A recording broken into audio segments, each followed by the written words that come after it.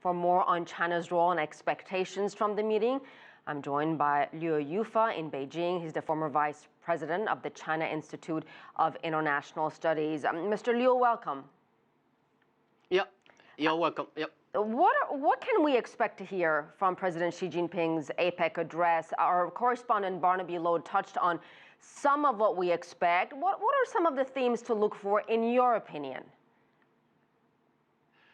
Well, China has always been a firm or staunch supporter of the APEC process. Started with the trade and investment liberalization.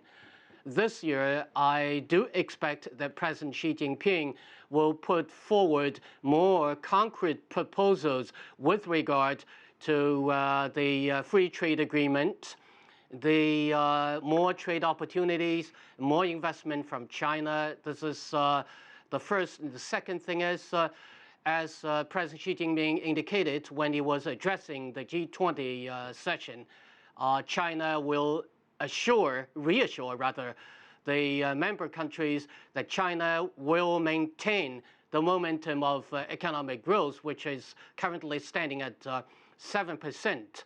And this means that China is going to provide 1/3 of the total global economic growth. In that regard, China will continue to serve as the engine for the regional economic growth. Thirdly, President Xi Jinping is going to lay out the specific blueprints with regard to the mutual connectivity among countries in the region within the framework of the AIIB, the BRICS Bank, and the Silk Road, and the like.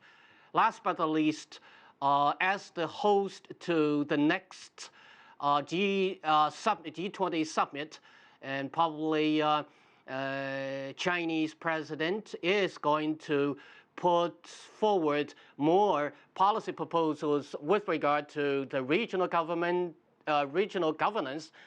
so that they would prepare for more effective participation by the Asian countries at the global level.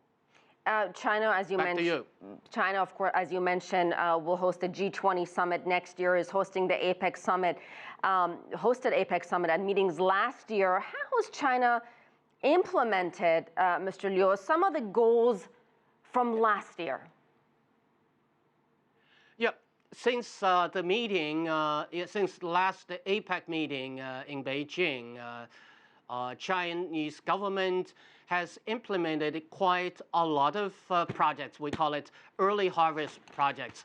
When you look at the map in South Asia, in Pakistan, in Central Asia countries, in East Asian countries, many projects, the mutual connectivity projects are on the going in real progress. The BRICS Bank is in progress, in operation, and the AIIB is already in operation. The Silk Road is already in operation.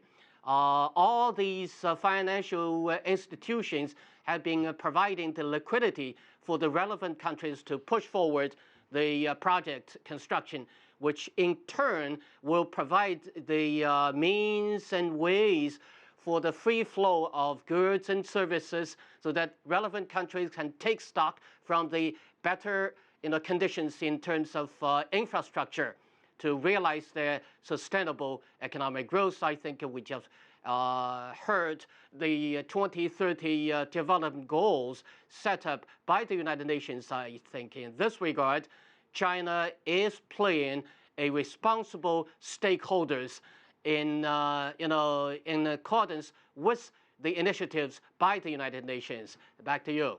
All right, Mr. Liu Youfa, thank you so much, sir.